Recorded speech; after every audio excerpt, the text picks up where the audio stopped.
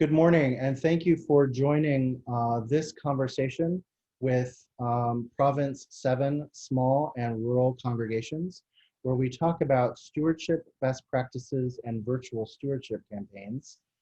My name is Davey Gerhard, and I am the Executive Director of TENS, the Episcopal Network for Stewardship. We are really honored to be your partner in this work today and in this conversation. We'll be going through some slides and taking your questions, and we look forward to seeing the questions that you bring us and to talk about what you'll be doing in your congregations for stewardship this year. I'm going to go ahead and share my screen, and that's going to open up a PowerPoint presentation from which we will do our workshop together.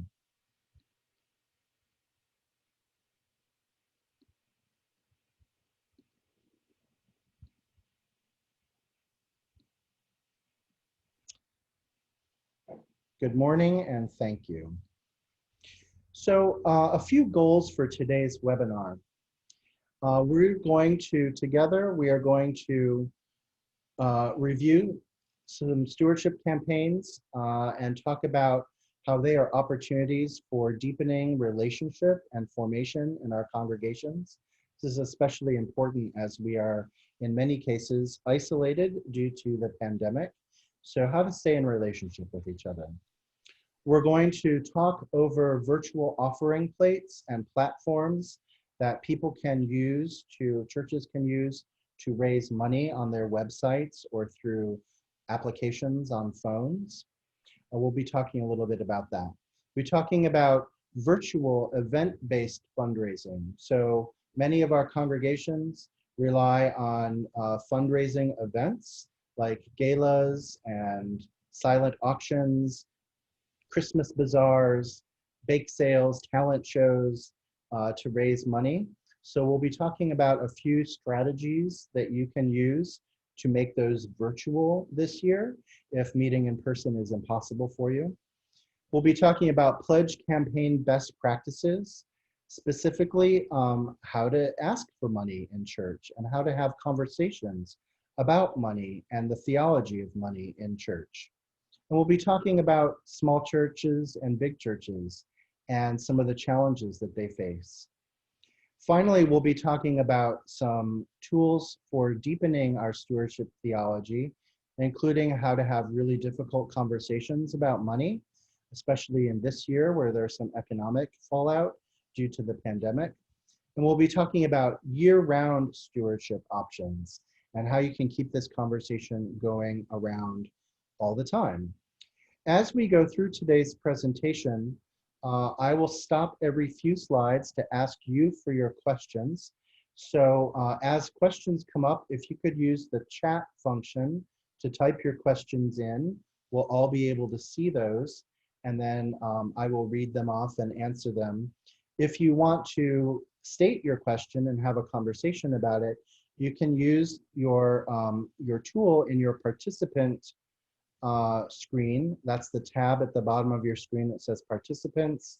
You find your name and you can raise your hand. It'll show me that you're trying to get my attention, and every few slides I'll stop and I'll look for hands that are raised and I'll answer your questions. Again, this is being recorded, and so we will later share this recording and the PowerPoints with you. Relationship is so important in our churches. It's important in everything that we do when we are gathered as the body of Christ. It is even more important for stewardship because it's a relational, pastoral event, stewardship is. And so as we move through our stewardship campaigns and thinking about it, I want us to really keep in mind that these are relationships with each other, relationships between clergy and laity, relationships between members together as they approach each other and ask for us to, or extend the invitation on how to participate in stewardship. And during these times when we are facing so much isolation, let's remember that we need to reach out and connect. So you should be keeping in touch with all the members of your congregation. I'm sure you're already doing this through phone, through frequent newsletters, through emails, letting people know what's happening in your ministries, what the needs of your community are, what's happening at the diocesan level. If you're doing online worship through Zoom or Facebook Live, that's great. If you are in a part of the country that's beginning to open up again to in-person gatherings, how are you reaching out to the people who don't yet feel comfortable coming back into in-person gatherings? How are you keeping them a part of your Sunday services? This is all how we think about our relationship as we move into our stewardship campaign season. One of the things that our virtual worship services have shown us throughout the summer is that when we put our worship online and we use Facebook or social networking tools to do our worship together, we're attracting an audience who may not be the same people as those who show up on regular Sundays when they drive into the parking lot and walk into our churches. We are casting a wider net because we're online. And so what are the ways that you are right now trying to incorporate these new members, right? So we all have a member incorporation strategy in some way or another, a welcoming committee or greeters, or some way to welcome guests who walk into our churches.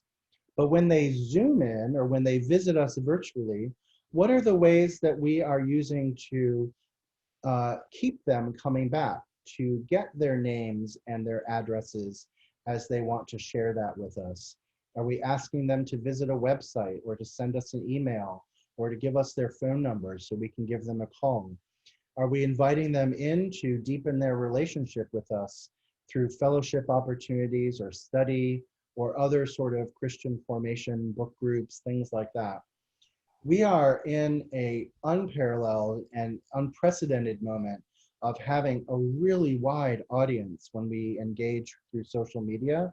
So let's develop the strategies now so that we can welcome people who are coming who may never have thought about walking into our churches because that might be scary or foreign for them. So use these same tools to connect with them and develop a new member incorporation strategy that's virtual. When we talk about stewardship, of course, relationship and fundraising is a human venture. It's about forming and nurturing and respecting our relationships.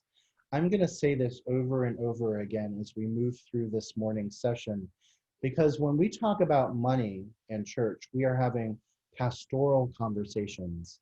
It's not just about your pledge or the church budget or what you can do this year. This is the Christian body being itself together and staying in relationship with each other and learning about each other. It's even more important when we come into talking about our pledges and our stewardship campaigns that we honor and nurture those strong relationships that we have with each other. That's how we invite people into our creation and into the ongoing creation that God has invited us into. There are some basic concepts of relationship that are the hallmarks of fundraising and stewardship, whether we gather virtually or in person.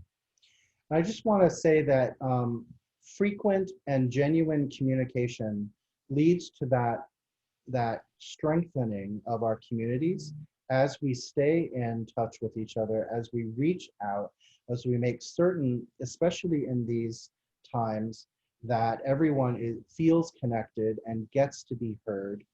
We have to do a little bit more work even than usual to stay in relationship because we're not seeing each other in the grocery stores like we used to, or in the parks or in church. It's a very different time right now. As we create our tools for our stewardship campaigns, we need to be really clear. Why are we asking for money? What is our case for giving?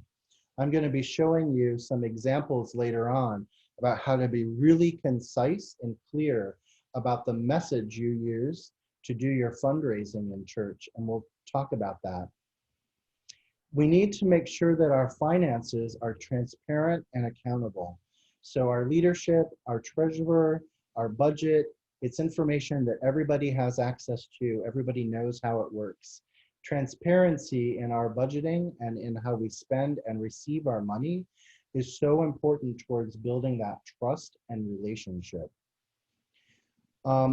Always give gratitude, be thankful, and remind people that we are making and receiving gifts because this matters to us, because this is the work that we are given to do as Christians in community. I'm going to stop for a moment and see if there are any questions that you all might be having before we move on.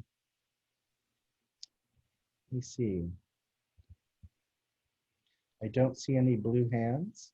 You guys are all excellent at developing relationships, for which I am grateful. All right, I'm going to move on. Oh, Jay has something to say regarding transparency. Do you want to say more about that either in chat, or do you want to unmute yourself and speak to us?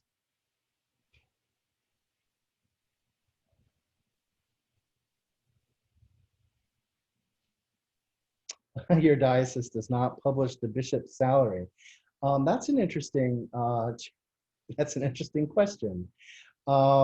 I don't know how that works in your diocese. It's not the case in my diocese. So that sounds like a conversation to have with your diocesan budget process and your CFO. I agree that it's important to be as transparent as possible when it comes to our budgets. I think for the purposes of today's conversation, we're really talking about our church finances and our parish finances. We can't necessarily control what happens at dioceses. Maybe some of us can. Maybe there are some bishops and CFOs and CTOs on this call. But yes, I hear that transparency is important and should hit at every level. Thank you so much for that.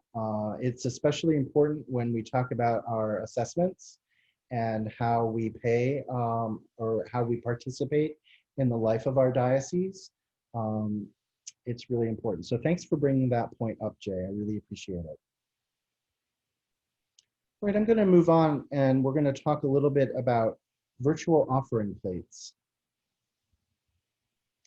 Virtual offering plates, right? So one of the things that one of the highlights as a fundraiser and as a church fundraiser is the offertory, that moment of beauty and drama and music when our gifts are brought down the aisle. We've passed the plates, we're presenting ourselves and our gifts to God.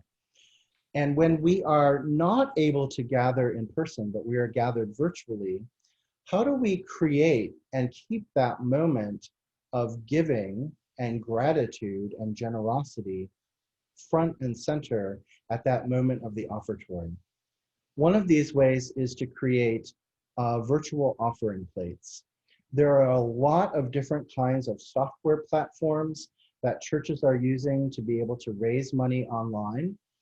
And each of them extend the number of opportunities for people to make gifts when they're not able to gather in person, right? So not everybody carries cash anymore. If you looked in my wallet, which I'm not going to show you, but if you looked in it, you'd see the same dusty 4 single dollar bills that have been in there for many months because I just don't go to an ATM. I use my debit card for almost every transaction these days.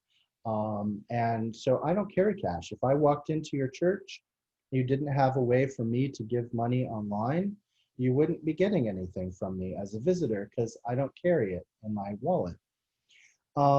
Many people are like this, and it's not just millennials and Gen X and younger that are doing that. It is a lot of people. So having a virtual offering plate, extending the number of opportunities for people to be able to give and receive is really an important tool. We'll be talking more about that. Most of the donation software that's out there makes it easy for you to give out receipts, to track people's pledges, and interfaces with whatever back-end accounting software your churches use, if that's FileMaker Pro or QuickBooks or other kinds of financial transaction software. Why should you have a virtual offering plate? Well, according to the 2019 Lake Institute study on faith and giving, it's not just millennials and Gen Z who give online. People in the 40 to 59 group are the largest group of online donors. This is a study that was done across all denominations in the United States and really focused on the questions of how we give, how we perceive our congregations, how we trust them. It's a very thick study. But one of the nuggets is that a lot of people are giving money online. In fact, faith-based online giving has grown almost 9% in the last 2 years. So that's a pretty big jump. That means more and more people are looking at it. Look at this next statistic. 59% of donors 66 and above have made a gift online. This is again to say it's not just young generations that are comfortable or are moving to online donations and giving. It's all of us who are able to participate in this and are learning about this technology. The most important thing, it's a statistic to say in this, I think, is to say that if you implement more tools for people to give, more people will be able to give you money. So the more opportunities you have through checks, cash, stocks, online transactions, app-based, so your phone is also a tool to give money these days. The more of those that you have, the more you will increase your online or your overall giving. And if you don't accept or begin opening up some of those tools, you're leaving some money on the table. That's just a fact. You're going to be missing out on some people being able to participate in your stewardship. I know there are a couple of questions. I see them coming in about this. I'm going to go through one more slide before I take your questions. So again, there's no reason to limit the number of platforms or methods for giving. This is called donor-centric fundraising. It means that we make it easier for the giver rather than easier for the receiver, right? So it means that we who want to receive gifts need to do a little bit more work on our end to make those giving opportunities available, but it means that we're thinking about the people who are trying to give us their money and creating strategies, platforms, and tools for them to be able to do that. Pick platforms that will integrate with your software and your accounting. And I want you to know that TENS did an in-depth review of the most common virtual offering plates back in July.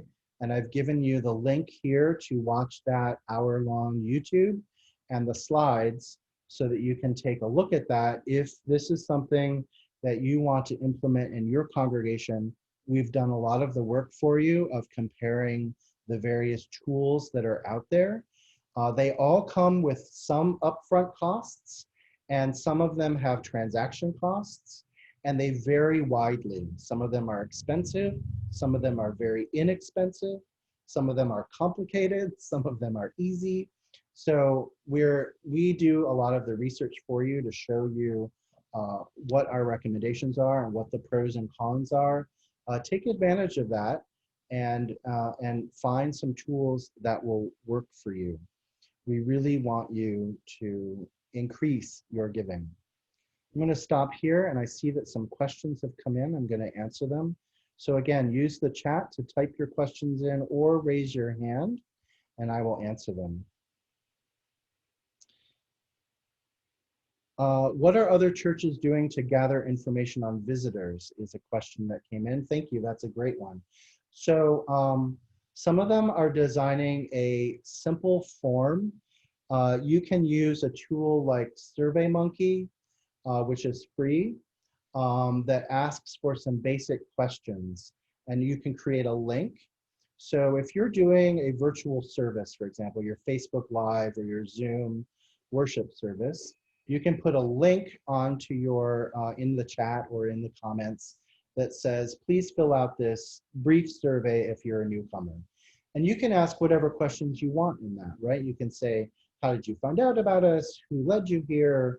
What are you interested in? You can ask them to volunteer, or you can require, if you're really into it, their name, their phone number, their email. That's one way to do it. Another way is to simply extend the invitation. Make sure that you say it in whatever part of your virtual service that you do announcements. If you're meeting us virtually and you'd like to stay in touch, here's my phone number, here's my email address, here's how you can reach out to me. Let's have a conversation. So that's one thing. And then the other thing is having something for them to do. So come back to church, come back to our worship services, but maybe you want to do other things like some study groups or some other online events that are specifically geared for newcomers. Maybe a get to know you chat where after like your service, you do a coffee hour and you introduce newcomers. They're on their camera, so you won't have that awkward moment of some of us, myself included, are shy in big groups, but maybe I'm not shy on camera. It's a whole different thing. Thank you for that question. Michael says you use a Q code on your bulletin that links to your online giving site. Props, and that's exactly great. It's free for you to do a QR code, which means quick response. A quick response code, and set it up. It looks like a barcode, and people can use their phone, beep, and they can, it'll send them to a link where they can fill out their donation. It's a really great way to do that. You can attach those codes to emails, to your in-person written paper bulletin, or to your virtual tools that you're using to gather. So good for you, Michael. I'm glad you're doing it. It's a simple, easy, implementable tool for everyone. Jay asks if Wi-Fi should be strong. You should be able to connect, yeah, if you want people to use their phones in church to make a donation, you should have the strength of service either through the data connection that they're getting or your church's Wi-Fi. This is a great time to beef up your Wi-Fi game in churches. The technology is not very expensive. To talk to your internet service provider to get the higher ticket, the better software, or the better, the faster platform. You can do that and maybe invest in a couple of repeaters. They're pretty cheap and you can have them around the church. So yeah, you should have good Wi-Fi. Michael answers his own questions about Wi-Fi and QR codes. So thank you for that. Read into the chat. It's a great conversation. QR codes are a great way to get people right to a donation page. You can Google QR code and it'll give you the tool that you use to create one. It's just, it'll design it and it'll say, where do you want to link it to? And that's as easy as it is to set up a QR code. Really, really good stuff. Thank you. And thanks, Michael, for being such an expert on this. I don't see any other questions for the moment, so I'm going to move on to talk about some campaign-based fundraising tools. So many of us use online events, or use events, I should say, galas, auctions, talent shows. If you rely on these for your fundraising, either for your operating budget or for your outreach ministry, please do these virtually this year. There's no reason you should abandon your tradition of doing an annual event. Even in this year when things are online, there are ways and there are platforms and there are tools you can use that are expensive and are free. You can create your own destiny there to be able to do events online. And I'll talk a little bit about that. But if you want a deeper dive, TENS did a webinar earlier in September about this, where we review all of the many of the various common platforms for event-based fundraising. You can watch that video and you can look at the PowerPoint slides and get more information on virtual events. What kind of events can you do? Well, what kind of events can you imagine doing? Talent shows, we've seen this. Zoom gives you tools to do polls and voting, so you can figure out how you want to assign winners and vote on the best performance. I've seen everything because I've been going to these all summer long to do research on events. I've seen people like set their camera up and play the piano and sing, and I've seen juggling. I've seen, a knitting competition. That was an interesting thing to watch. So whatever you want to do online, you can do those things. If they're a part of your church, your church story, your tradition, find a way to do them online. It's really fun. We've seen people or congregations that do dinners as fundraisers. And so if they can't gather in the parish hall or in a banquet hall, they're using a caterer, and everybody's going and picking up their bag and bringing it home, getting on camera, eating the meal together, and then doing their event that way. There are ways to do this virtually so that you don't have to be in person if that's an impossibility for you. Auctions are a thing that a lot of congregations do, silent auctions or live auctions.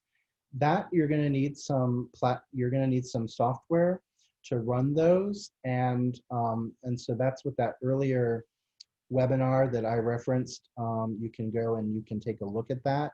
You can look at all the different softwares that are out there.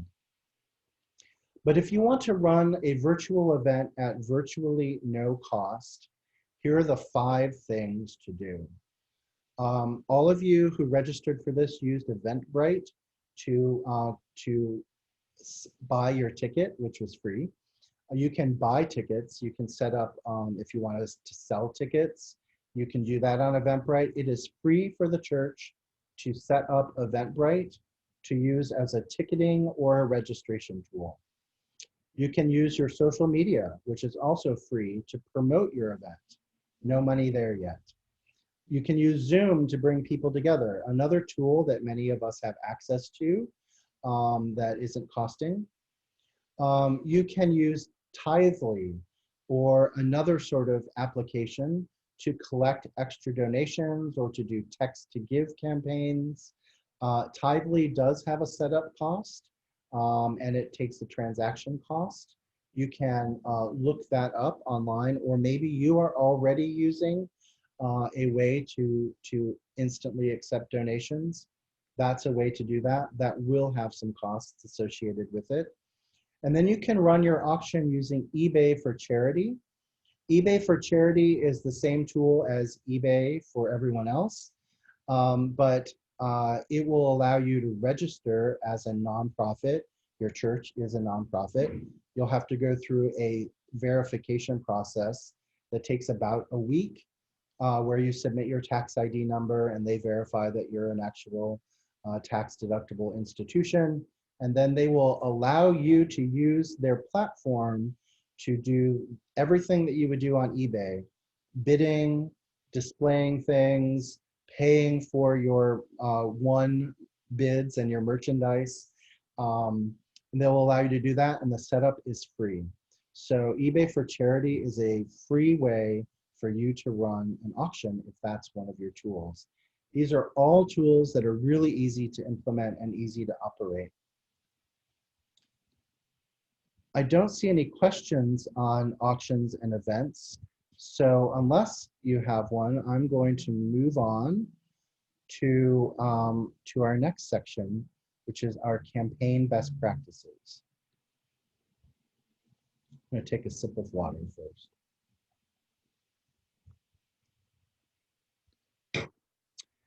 So here we are, it's fall, and it's time for many congregations to do our stewardship campaigns. You're here in September. You're ahead of the game. Start early, recruit your team, and get folks ready to go. You can develop your materials, your case for giving. We're going to talk in a little bit about what those can look like. You can select your technology. You form your flock theologically through prayer and preaching and education. Tell stories. Stewardship is about storytelling. It's about the way we talk about why we are members in the church that we're members in, what brought us there, what attracts us to the ministry, why do we keep coming back Sunday after Sunday, why do we pledge. Telling those stories to each other is a really important part of campaigns. TENS, the Episcopal Network for Stewardship, of which you are all members because your dioceses are members, gives you free resources to run your fall stewardship campaign. And we give you weekly meditations. We give you the pledge cards. We give you letters. We give you all the information you need to run a pledge campaign program from soup to nuts to get you rolling throughout the year. So if you haven't yet accessed that and you want to, not every congregation uses TENS, but if you want to, they are free and they're available, and there's the link. I'll share that link again with you later today. But please take advantage of it. Your dioceses have purchased a membership with TENS, which extends the invitation to all of you to use that information and those campaigns for your own use.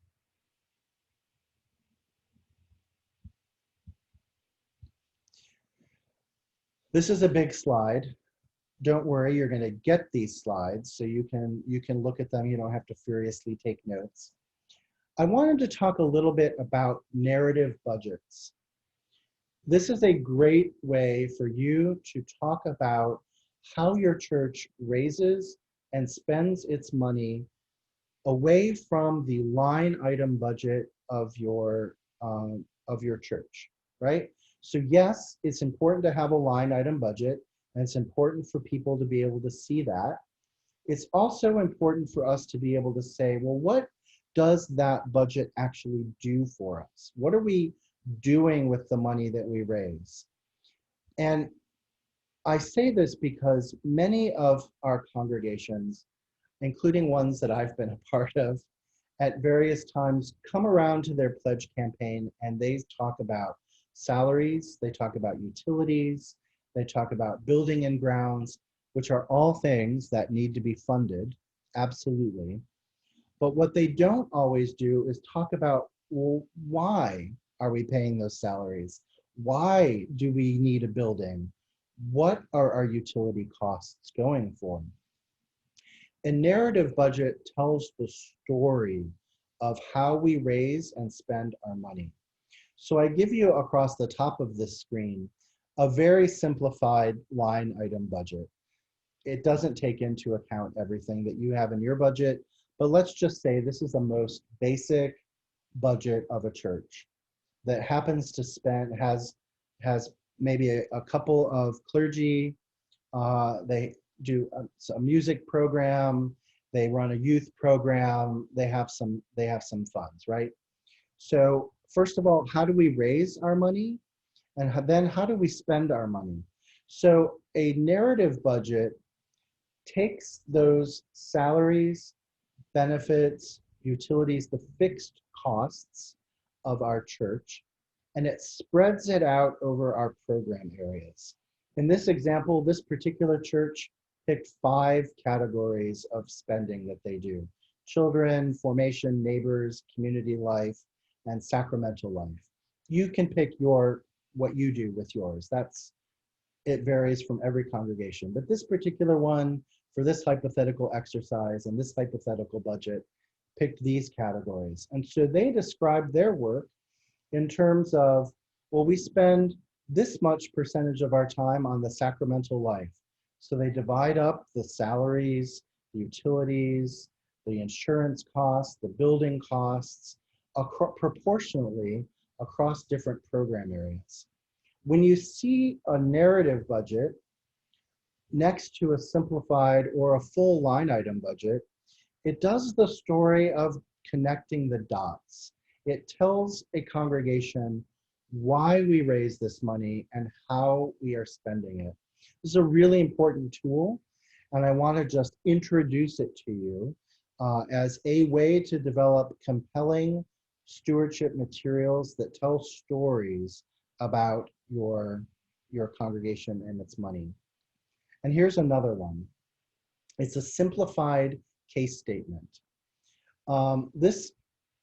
My philosophy as a fundraiser is that you should be able to fit your entire reason for asking for money on the front and back of a 3x5 card in big print, right? You should be able to tell the story of why your congregation does what it does in the simplest of terms that communicates the impact of why you do what you do and who benefits from it. So in this particular hypothetical example of St. Swithin's in Blue Hill, the front of their card with the big picture talks about the number of meals they serve every year, the number of children that go through their programs, the number of services they have, the community outreach work that they do, and their garden, and so much more, right? And then the back of the card with another picture gives you all the ways that you can make your donation, either email us or send it in, go to our website, visit all these different links, right?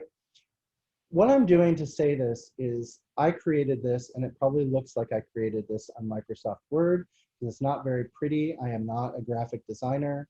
You'll make it better because you are more talented than I. But what I'm communicating in this is that you can condense your case statement into impact and ability. And if you can do that, if you have 5 seconds to tell someone what your church does in the community and why it matters, and you can get that information succinctly communicated on a 3x5 card, you are doing a great job at really communicating your case for giving. Now, of course, you can develop trifold brochures and big elaborate narratives. You can talk about all that, and I encourage you to create as many creative materials as you want. But one of the things you should be able to do either as an exercise or as a real life scenario is to condense your case as much as you can and get it to fit on a 3x5 card. Even better if you can get it to fit on a Post-it. I see there are a couple of questions, and thank you. I'm going to keep going for just a little bit, and then I will answer some questions. Finally, let's talk about the timeline. So let's get started early. Everything takes a little longer in the pandemic. Before your campaign, you can start building the hype, generate the conversation, begin preaching on it, begin doing some adult education, prepare theologically, use the resources that TENS gives you throughout the year to keep people focused on stewardship. Your first letter from clergy should be going out now.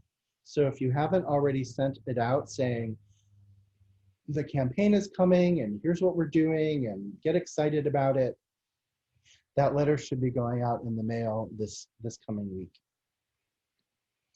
During the campaign, if you want to kick off in October, maybe the first 2 Sundays in October are good for you. Some congregations do a big thing on St. Francis Day, the 4th this year, so it might not be a good day for your kickoff. So maybe move it to the 11th. Hold a great service as you normally would, and a coffee hour after on Zoom or in other virtual ways. that begins to tell the story of why you're raising money. Get people excited about your stewardship this year. Send your next letter from maybe your wardens or your stewardship committee. And in that, you should give them all the materials, a pledge card, a way to give money, your narrative budget, your brochures. That should all be going out the week that you launch your campaign. TENS gives you, if you want to use them, weekly inserts for your bulletin or for your online newsletter that you can use that go from October 4th through November 22nd. And they tie into the readings in the lectionary, and they give a stewardship message along with a couple of thought-provoking questions each week. They are great tools to keep conversation moving about stewardship during your campaign. So I see that we have a couple of questions. I'm going to take a look at your chat and see what you're saying to me. Also, if you want to raise your hand, I will call on you. So I'm going back here. Michael asks, are there any credit card companies that do not charge a fee for nonprofits? No, credit card companies are in the business of charging fees.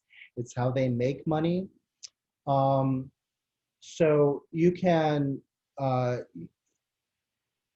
platforms that offer you the ability to raise money online pay for themselves through those transaction costs. The cheapest ones out there are PayPal at 2.1% and Tithely at 2.5%. Those are the two cheapest or least expensive, I should say, because they're still very robust, really great ways to raise money. Those are the two least expensive ones out there, but then they go up from there, from 3 to 3.5 to 4%. So think about that.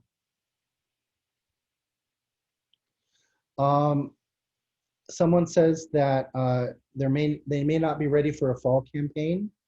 Is it unusual to run a pledge campaign into November or December? It's not unusual. It depends on your process. I mean, I think the closer we get to the holidays, the more distracted we are. And so having it done before Thanksgiving is usually a good idea. But if you can't, if things are such in your congregation that you're not ready to go, an Advent campaign can be a beautiful thing. I strongly recommend wrapping up before Christmas, before people start to really realize just how much money they've spent and figure that out. So, so earlier the better. It's not unusual if it drips into November or December, but let's do it.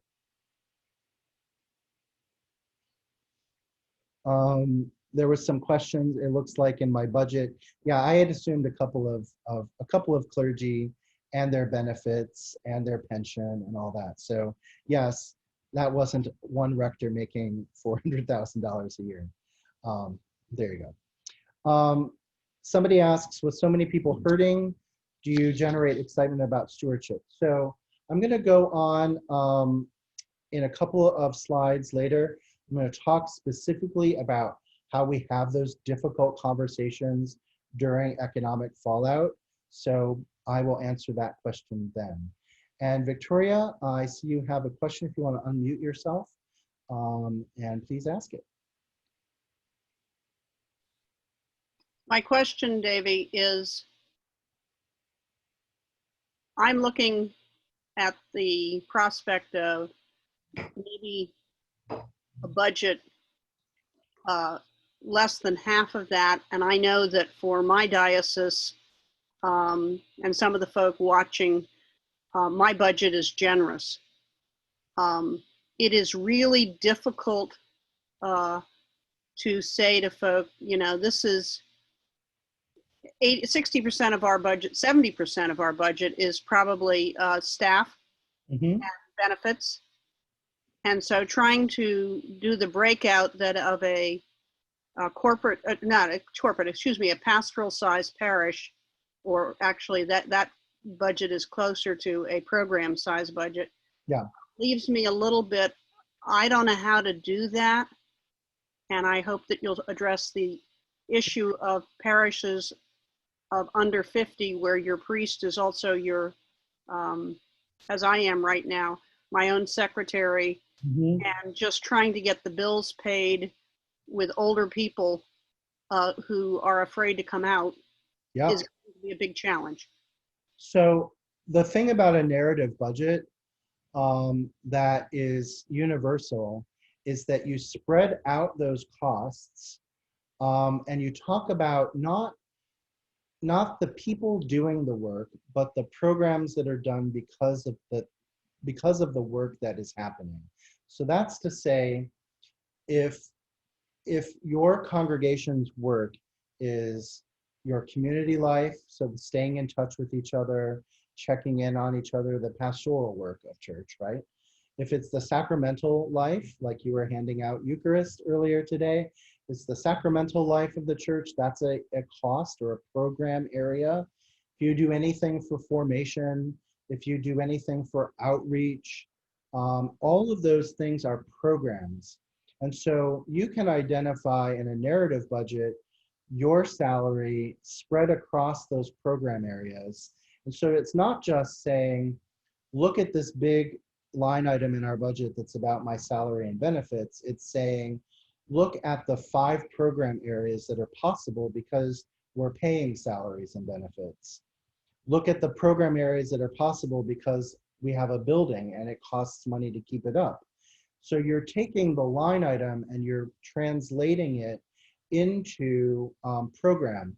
You're doing program regardless of the size of your congregation, right? And regardless of your budget, you're doing some kind of in-reach and some kind of outreach. It costs money to have services, and it costs money to maintain a space. If you talk about those in program ways, you're no longer saying, from the clergy standpoint, you're no longer putting yourself on the spot and saying, look at my big program line, I'm spending all of your hard-earned money. You are saying, look at all of the work we are doing together and how that's possible because of your pledges. So what we're doing in this conversation is talking about impact. We're talking about mission. We're not talking about the raw cost of running an establishment. We can still look in our line item budget and see transparently how the money is being spent and where it comes from. But when we talk about it to each other, we can talk about it in terms of program size. And I think that works whether we're a small congregation or a large one, whether we're a pastoral or a family size or a program or corporate size. Every kind of budget can be translated into a narrative structure because you're not just paying yourself to pay yourself, you're paying a priest to do program. And if that salary is the only salary in the church, then that person is doing 5 or 6 or 7 different tasks, which can be quantified through a narrative budget program. Does that make sense, Victoria? It's still a conversation, right? It still comes down to dollars and cents. It's a way to talk about it. That's what I'm trying to do, is shift us from talking about budget to talking about mission and impact. Over and over again, when we talk about fundraising, we want to talk about the mission, why we're doing what we're doing. Thank you for that question. I want to honor that. It happens in every size congregation. So Steve, you asked what a narrative budget looks like for a small parish. I think I just answered that. I hope so. I can come up with, and maybe this would be a useful tool, to do a family size parish, a pastoral size budget, and what that looks like. I will work on that, hypothetical, and create that and send it out sometime next week to y'all. I'm happy to do that. Great, wonderful. All right, thank you for those questions. We're gonna move on now. We're gonna talk a little bit about how to ask for money. So first of all, what I just said, how to ask for money, is exactly the wrong way to talk about this conversation. Stewardship is about extending an invitation to participate in the life of the community. So we're not just asking for people to pledge, we're inviting people to participate. That mind shift right there is a way into thinking about the theology of stewardship. Let's remember that whether we are doing this in the context of a pledge campaign or any kind of fundraising that happens in church, talking about money in church is never easy. But it is important and it is possible. I go back to the faith and knowledge that Jesus spent 40% of his parables talking about money and possessions. 40%. It's because in the first century, money and stuff was really important, just as it is in the 21st century. And those parables about possessions, property, and money all teach us stories about our relationship to those things and our relationship to each other. If Jesus spent 40% of his ministry talking about issues of money and stuff, we can talk about it a little in our congregations. And we should, because it's an important topic. That's not to say that 40% of our sermons should be about money. I think you might drive people away. But remember that the issue of stuff and money, possessions, the beauty and the traps of that often come up in our lives. And so we should be preaching on it, talking about it, teaching about it. Always focus on our mission. We are doing the work of church not because we want to keep the church standing in one place, but because there is work being done outside our church, a community to be taken care of. So there's no shame in being bold in asking or inviting people to make gifts. Rely on your relationship. Comes back to how we began.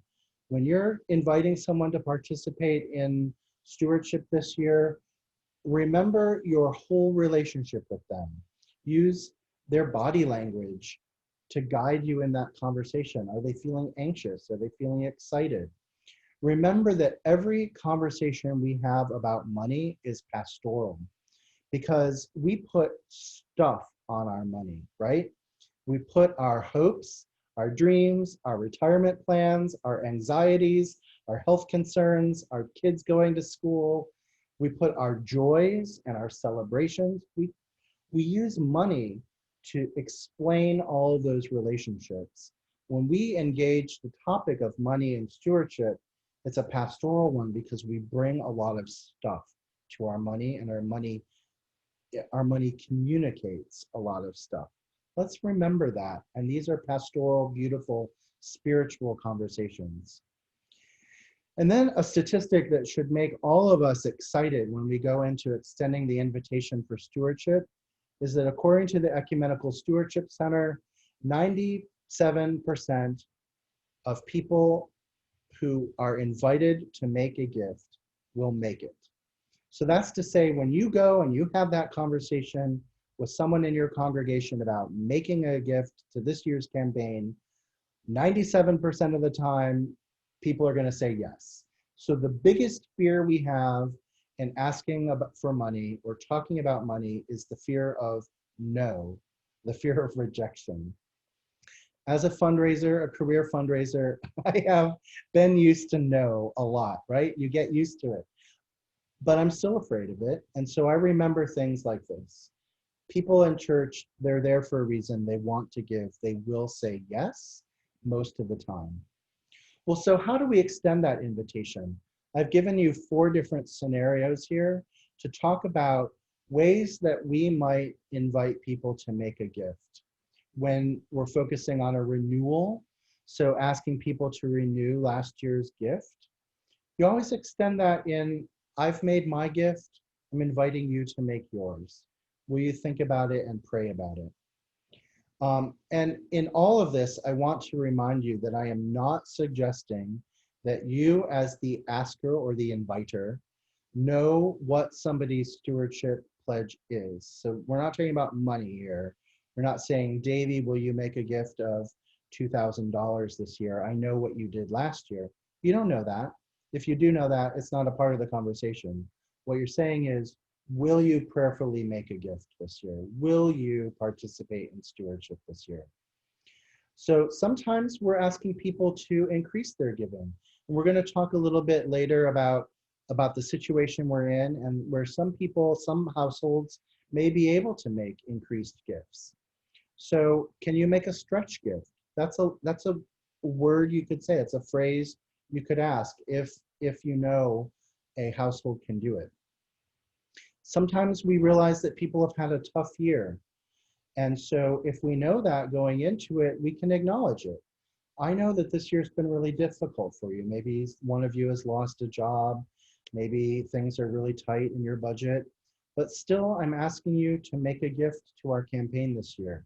Every gift matters, no matter the amount. Will you join me in making a gift this year? It's really important to extend the invite. And then, of course, our newcomers. So we don't always know how to bring new people into stewardship. And sometimes that's because they're from a tradition that doesn't know about pledging, that's never pledged before. So when we do have that conversation, invite their questions. This is why we pledge. This is how we set this year's budget and next year's budget and manage our cash flow. This is why Episcopalians pledge very often. Can I answer any questions about how we do that or why we're asking you to make a pledge campaign? Some people are, if they're not used to that, are surprised or even offended by being asked for a pledge. So let them know why we do it and how it's a part of our practice. Let's talk a little bit about some technology challenges.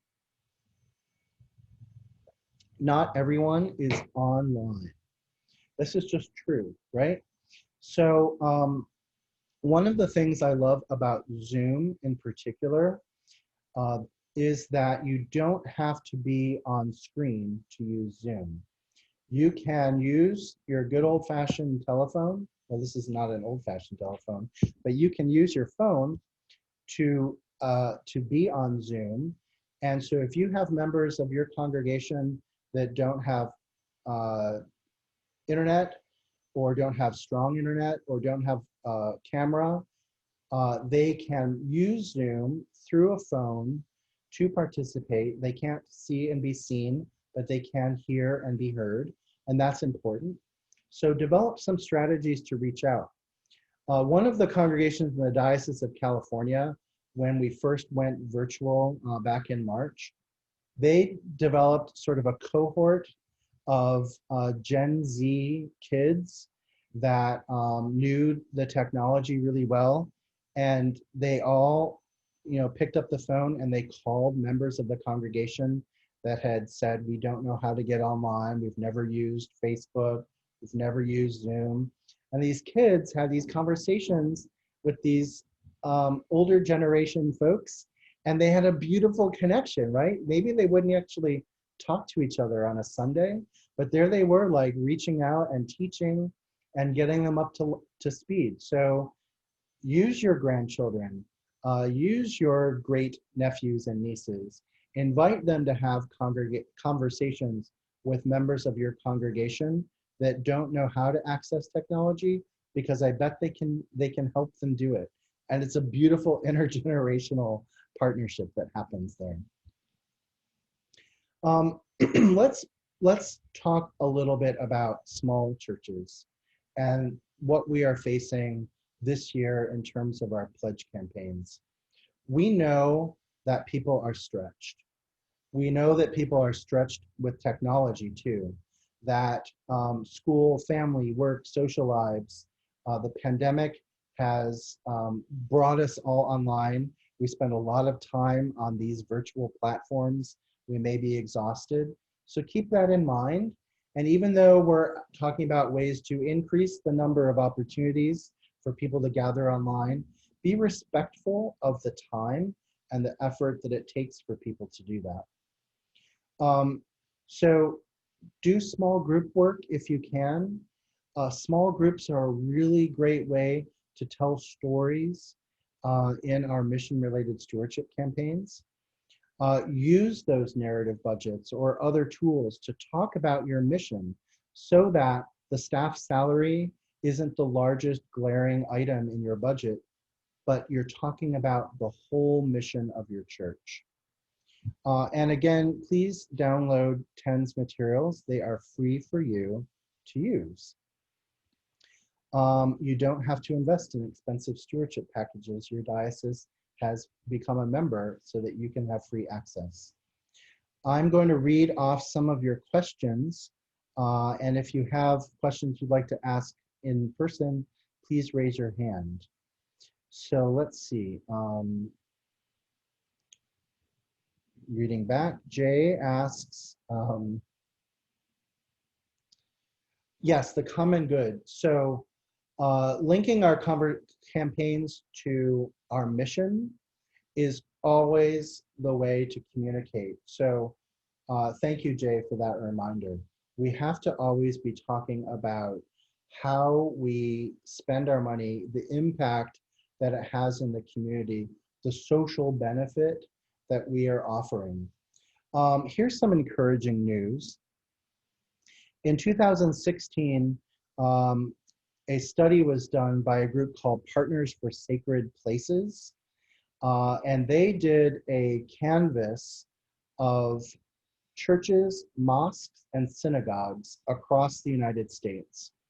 And they realized that on average, every church, synagogue, and mosque contributed $1.6 million worth of service to its community a year. That's mega church to tiny church.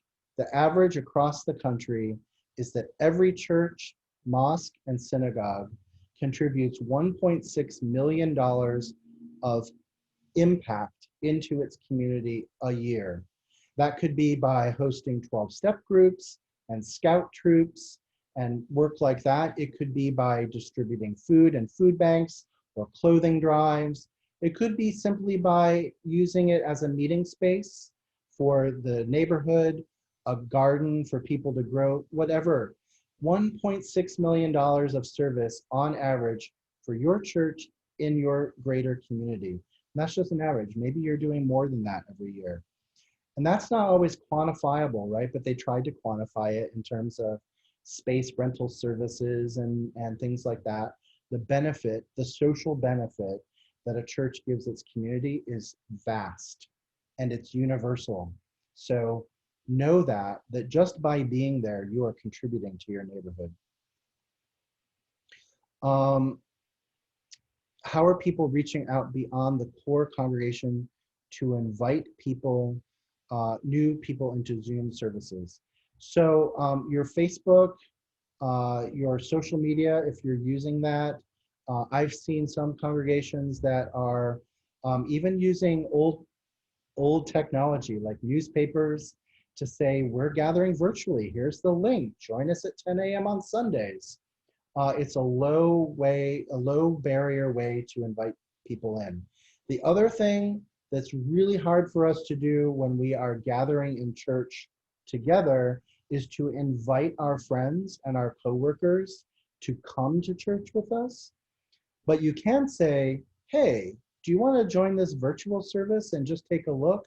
They don't have to feel awkward or sit in the back row and worry about what people are going to say to them, right? They are on a screen and they're viewing it. And so this is a great opportunity for you to extend an invite to your friends and to say, you know, if you need a community of faith right now, here's a really low barrier way to join us on Zoom. So again, it's about extending those personal invitations. Michael says they ask their parishioners to share Facebook posts. I love that. Absolutely. Ask your community to share. I was in a church a few years ago that had an announcement in its bulletin that said, we know you all use your cell phones in church. If you're going to do it, use it for the church. Post on social media that you were here, check in, talk about how great the sermon was. Share this news with your friends. If you're going to be checking your voicemail or your text messages, do something for the church too. Tell people you were there today. Invite your friends in, because this is a social network. This is what we do. Victoria says that, you use the Facebook ad boosting to reach people up. That's amazing. Just a small investment, $10, gives you a wider reach and extends that invite out. So that's a pretty good ROI, return on your investment, being able to reach that many more people. That's a great tool. Thank you for bringing it in. Steve says the halo effect. Yes, that's what it was called. That's what the study is. It's called the halo effect, that Partners for Sacred Spaces community impact study. Marcy says that their congregation is mostly older. While they love Facebook and YouTube, they're afraid that people become so complacent. Oh my goodness, yes. So how do we bring people back? And what does that look like? There are many of us acknowledging right now that church may have changed forever in a way, that there are always now going to be some expectation that we reach out virtually to people and continue this work that we've had to bring up to speed in the pandemic. I think this is an opportunity, not a problem, because the more opportunities we give people to engage with our church, the more opportunities we have to get our word and our mission and our point of view out there. I hope that people see it as a beautiful opportunity and not as a challenge. I think someday, whenever that is, when we feel safe about gathering in church again, people are going to come back in, but there may be some people who have really enjoyed this virtual idea. And I wouldn't call that complacency. I might call it an opportunity to reach out and worship in the way that feels comfortable for them. We may, as a church, need to figure out how to address that.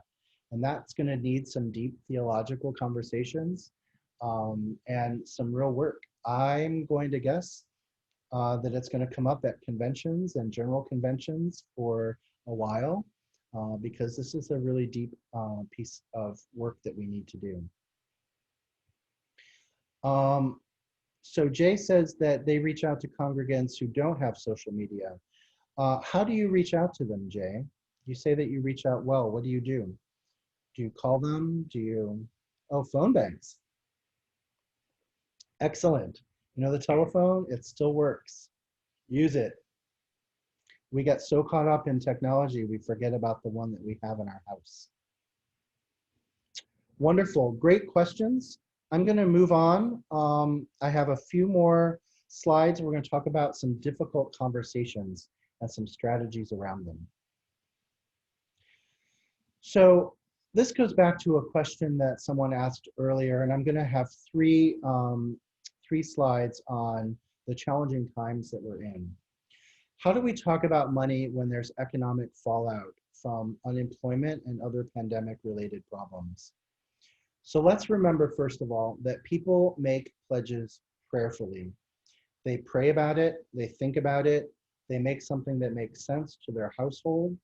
There is no shame, none whatsoever, in a household pledging less this year than they did last year.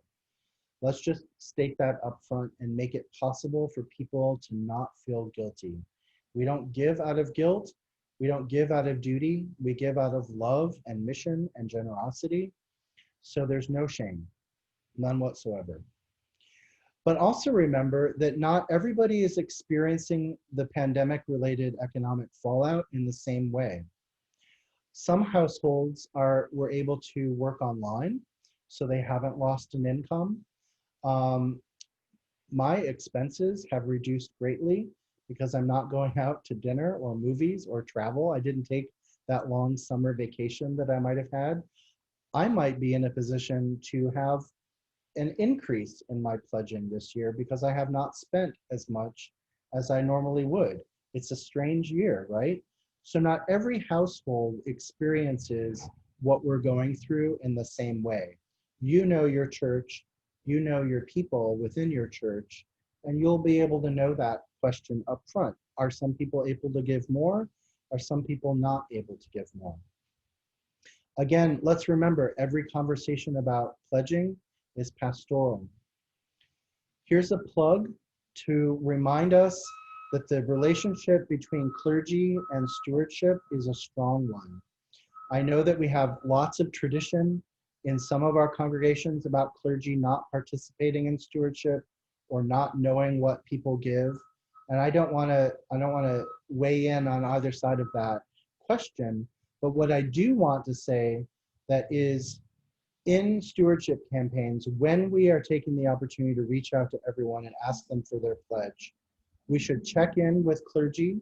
If they're not a part of the stewardship committee, we should check in with them beforehand and say, here are the people I'm going to reach out to this year. Is there anything I should know? And conversely, when you're on the phone or you're reaching out and you hear someone say, you know, we had a hospitalization and things are really rough, or we lost an income and we've been really afraid to talk about that, but it's going to impact our pledge. That's an opportunity for you who has that information to tell the pastor, you know, I learned this. They may need a call from you. So it's a reciprocal relationship where our clergy is involved in the pastoral work that we do, and so are we involved in that same pastoral work. We should be checking in with each other as we approach people for their campaign pledges. Let's also remember that we've been in recent tough times economically, and we bounced back. So we're in one right now. We know this will end one day. It will come back. Let's keep remembering faith and hope are a part of our Christian experience too. Finally, the work of the church may be even more important right now when there is economic fallout because whole communities are struggling. So if your church is doing program in delivering food or clothes or other services, that may be needed even more. So the need to raise money to fund those ministries is still really acute and present in our communities. It's again, tying it to the impact and the mission. Let's talk a little bit about the really hard one, how to talk about stewardship if your congregation is cutting its budget, if there are program cuts, or even if there's staff reduction in hours or entire positions eliminated. This is such a hard time to have hopeful conversations about stewardship when the members of the congregation are realizing that they've had to cut beloved people or programs from the budget. So again, let's remember to keep the conversation focused on the mission. What are the people who are there? What is the work that we are still doing? There are probably, there may be fewer hours to do even more work. And so those people are really doing hard work right now. Let's remember that. Let's also take into account that many congregations back in April applied for small business or the PPP loans. If you did that, and if you were a congregation that applied and received, or at least applied and tried, that goes to show your congregation that you've been good stewards of their resources, that you've been trying all the ways to keep the budget intact and the work happening. It's a goodwill effort to remind your congregation that there has been work being done by your clergy and your treasurer and your finance folks, your administration folks, to take advantage of all of the resources that are out there right now. And they are a small list, I know that, but taking advantage of the ones that are out there shows that we are doing our work. Finally, let's remember that there are some people who give through the stock give securities. The stock market has not suffered in the way that our small businesses have. If there are people who are sitting on appreciated assets and appreciated stock, and they want to use that to fund their pledges, there may be some people who are sitting on some extraordinarily appreciated stock this year, and they may be able to make extraordinary gifts. If you know of these people and you've been saving them for some future capital campaign or some other event, this may be the time to reach out to them and ask for an extraordinary gift. Again, not everyone is experiencing the pandemic the same way. Finally, how do we talk about next year's budget when we don't even know what 2021 is going to look like, right? I mean, 2020 has been the year of everything that can go wrong. So we're left to ask, what could happen in 2021? So let's remember that Christians are people of hope, that we're going to get through this. From our earliest times, there have been uncertain. And so we can remember that we will get through this. We need to be in touch with each other and in relationship with each other. I'm going to take a look at your questions and answer them before we move on to our final piece. I'm catching up on what you've said here. So there was a conversation about the phone banks. Some people don't want phone calls. Betsy, who said that, yes, I will agree with you. I'm not a young person anymore, but I screen all of my calls. That's nothing personal. It's just that I don't pick up a phone when it rings, but I will answer a voice message when someone leaves it to me and try to reach out to folks. That's me. Everybody takes their phone relationship a little differently. Michael has a staff person to address tech questions. Yes, I'm glad that you have someone identified. It doesn't have to be a staff person. It can be a volunteer. It can be someone in your congregation that's tech savvy, that can be on hand and is willing to reach out to folks who have a question. There is someone in your congregation who knows how to do all of the technology. And if they're willing to offer their services or their advice to members of the congregation that need help, ask them. Ask them if you can share their email or their phone number or put people in touch with them. This is the community taking care of itself. This is what we do.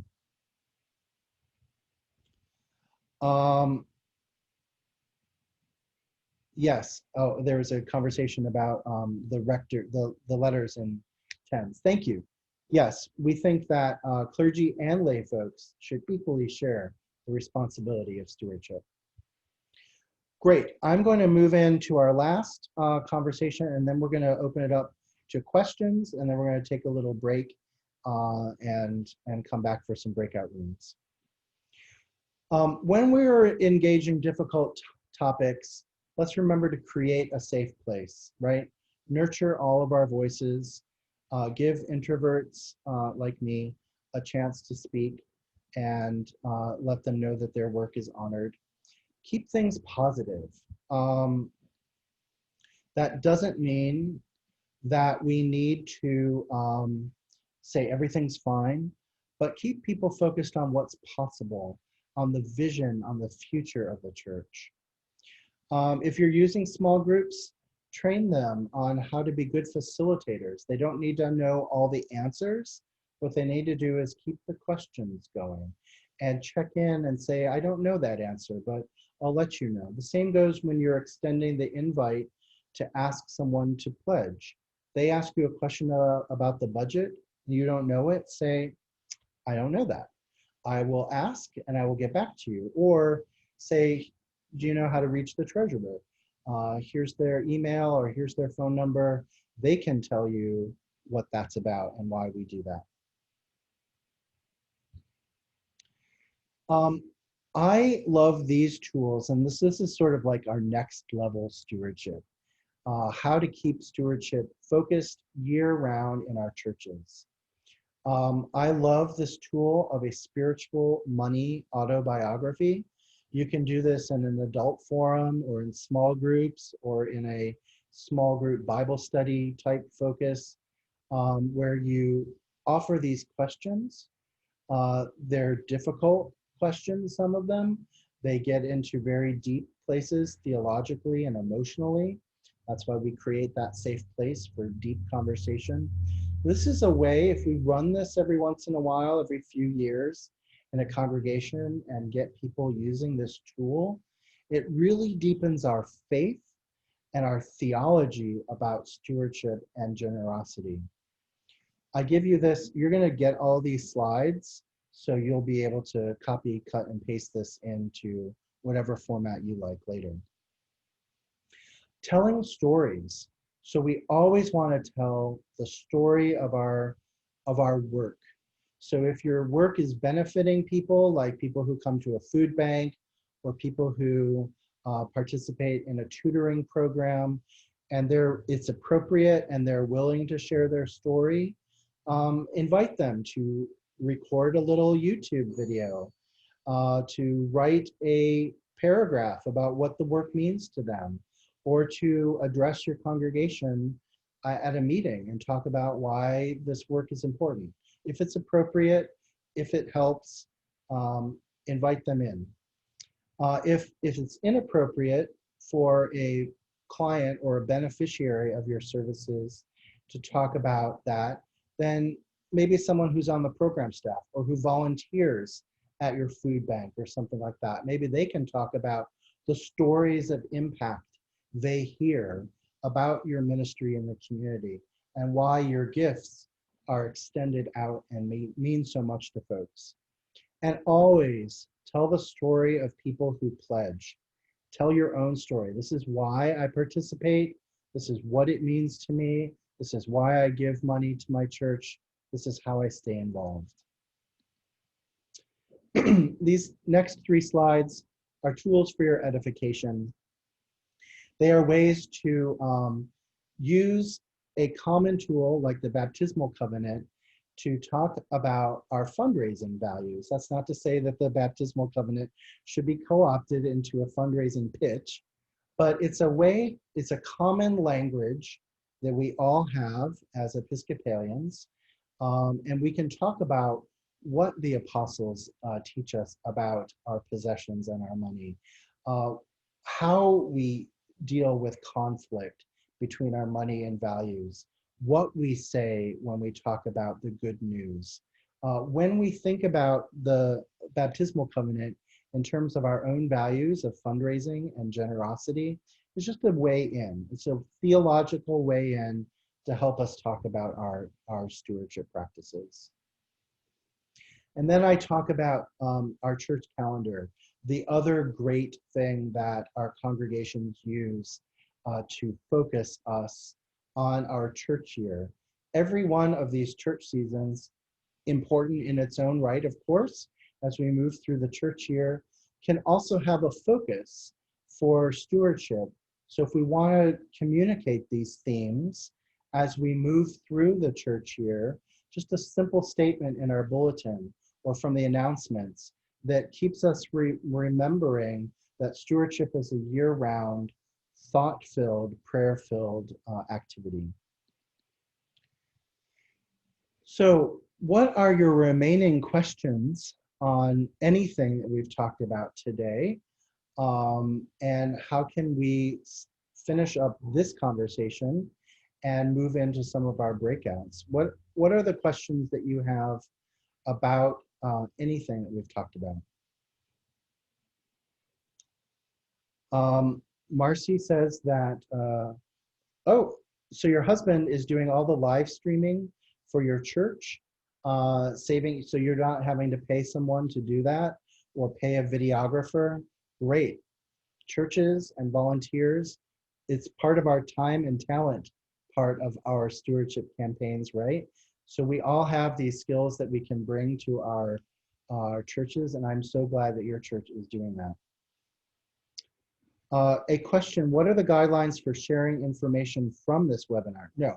No guidelines, no limitations as I see them.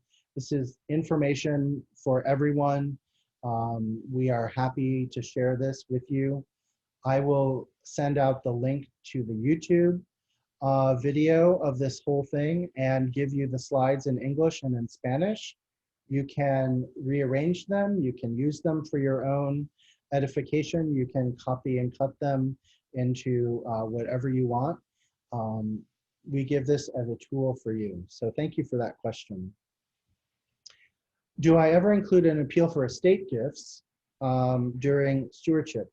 So the pledge cards that TENS has created for this year's stewardship campaign has a little checkbox to say, you know, I've included the church in my estate plans, or I would like information about that. I always put that on a pledge card. I always ask people to think about their estate plans.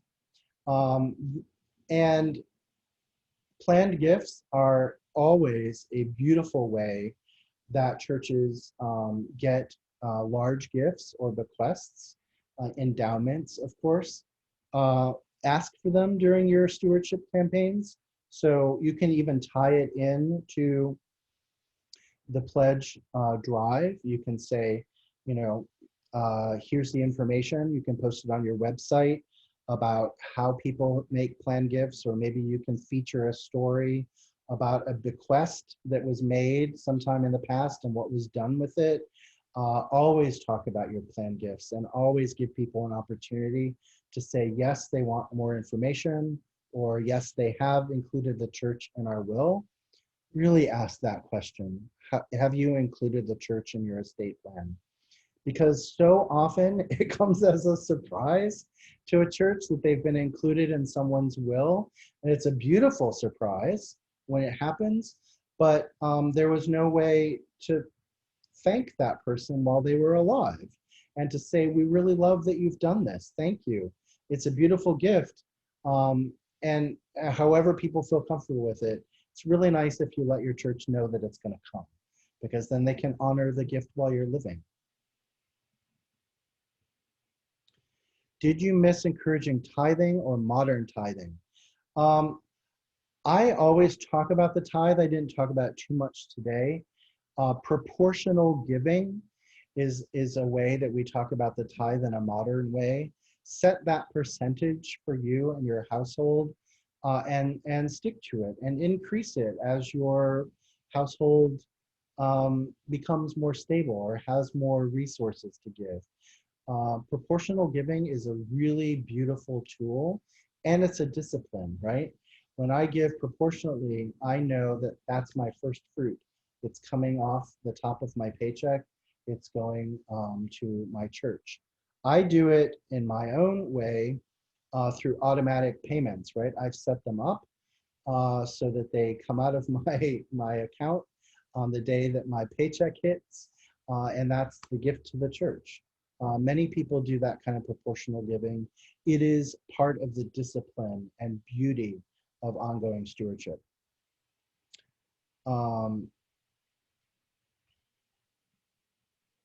Oh, thank you for compliments on clarity and simplicity for my presentation.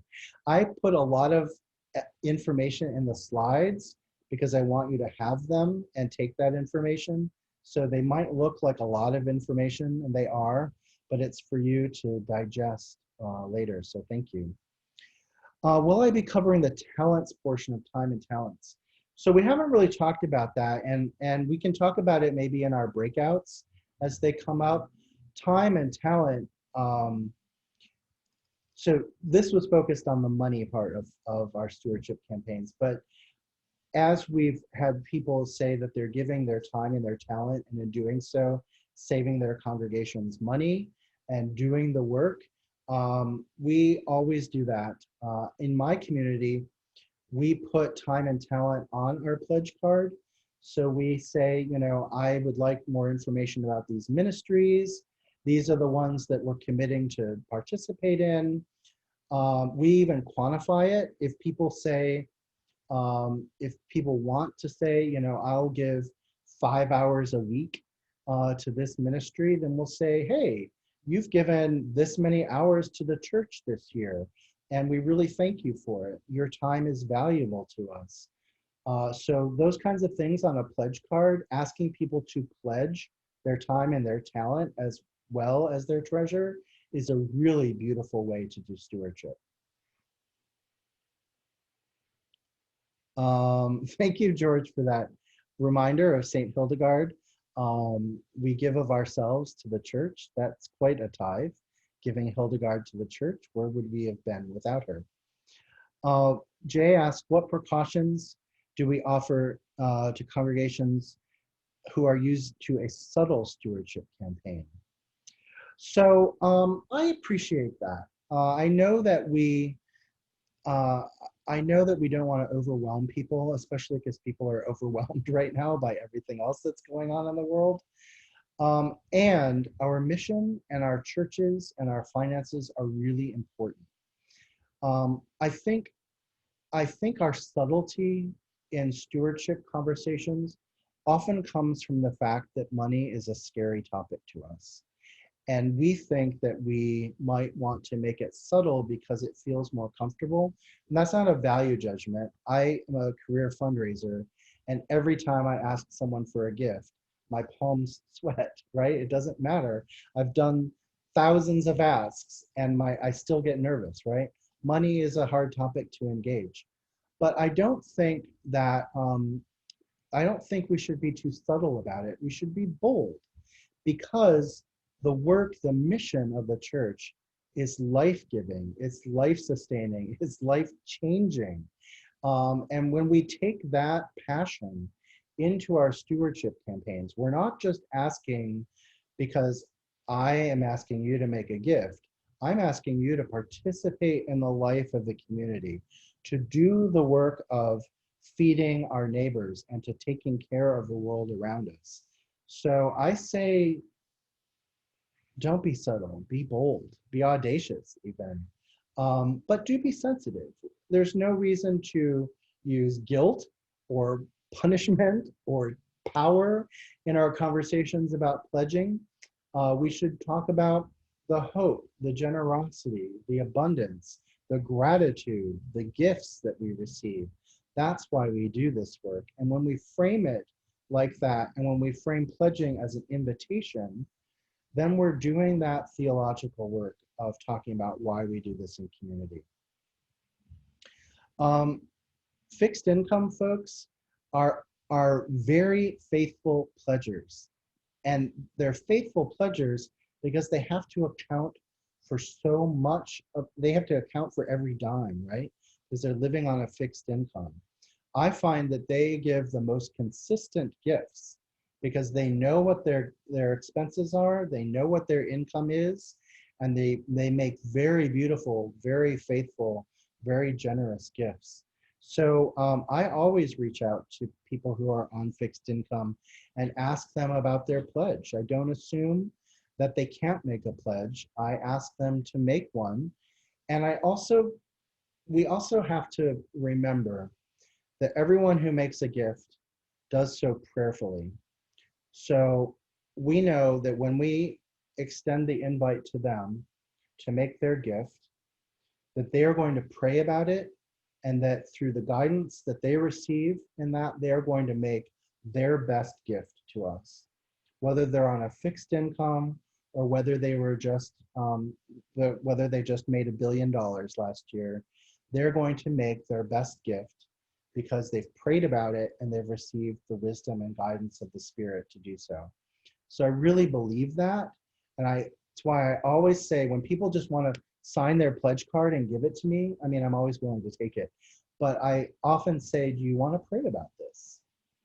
I'm ready to take it now, but if you want to pray about it and hand it in next week, let the Spirit do its work. And we should extend that invitation to people.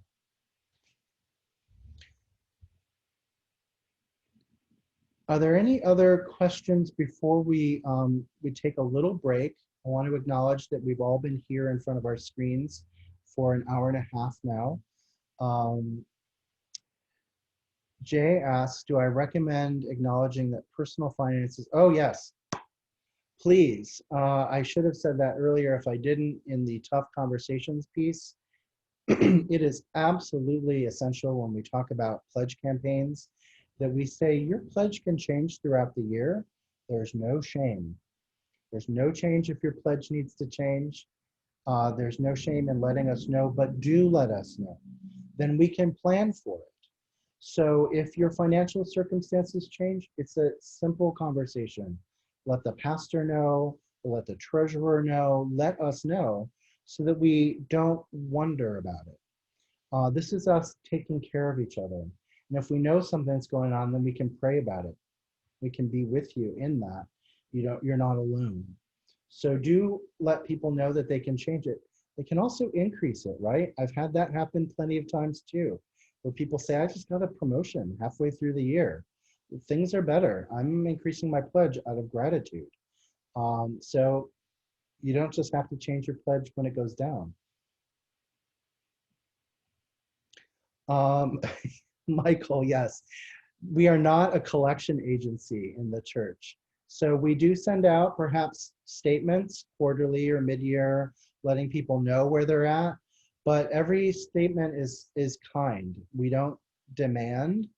We don't make people give out of duty, right? We're doing this because we love the mission and each other.